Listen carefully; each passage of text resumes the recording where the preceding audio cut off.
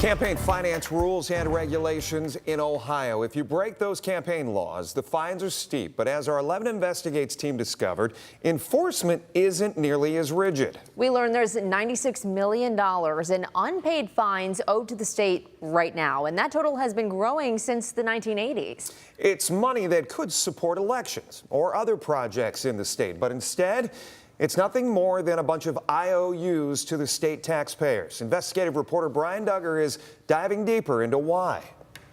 Ohio has been fining political candidates who violate campaign finance laws since the 1970s. Now, the fines currently on the books date to the 1980s, and they ballooned to almost $100 million. Now, the problem is that none of this money is being collected, or very little of it at least. And the system put in place to deal with this issue is about to be eliminated. The Ohio Secretary of State is about to assume a very large bill. The fines range from $25 to $100 per day for each missed deadline or incomplete filing. For some candidates, those daily penalties have accumulated for years, and for some, it's shocking. It's shocking when you say I only had $300 to actually just contribute to charity in order to close out the account. Right here in Toledo, two candidates illustrate how the system works or doesn't work. We are now officially open. Roberto Torres, running for mayor as an independent, was listed as owing $90,000. He actually owed no money. Alfonso Narvez, who ran multiple unsuccessful campaigns for Toledo City Council, faces fines of more than $110,000. The most I ever raised on a campaign was like under $500. Never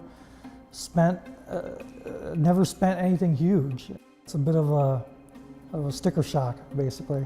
Lucas County Board of Elections Director Lavera Scott explains the process. Candidates get 21 days to fix filing errors. If they don't comply, cases get referred to the state elections commissions for fines. Everything that you do in reference to your campaign finance account requires documentation. And that's the thing I always tell people. If you're in doubt, first of all, go read the book. And then you can always call our office. We get calls all the time to say, hey, I had a fundraiser, somebody donated this to me, do I have to list that? Yes, you should still list those donations. Now, the Elections Commission has limited enforcement power. Executive Director Philip Richter says once fines are imposed, collection becomes the Attorney General's responsibility. I wouldn't be surprised if there's some of the same criticisms of the new Integrity Commission as it relates to fines, because again, they can send out notice, they can do certain things, but if something's not paid, then it goes to the Attorney General's office, and there's nothing else that really at that point that new commission can do. The result? $96 million in fines accumulating since 1987, with little actual collection.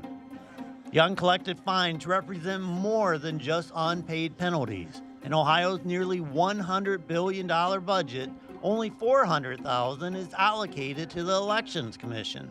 The money owed could be used to fund the commission for more than 200 years, or be transferred to Ohio's general fund for other purposes.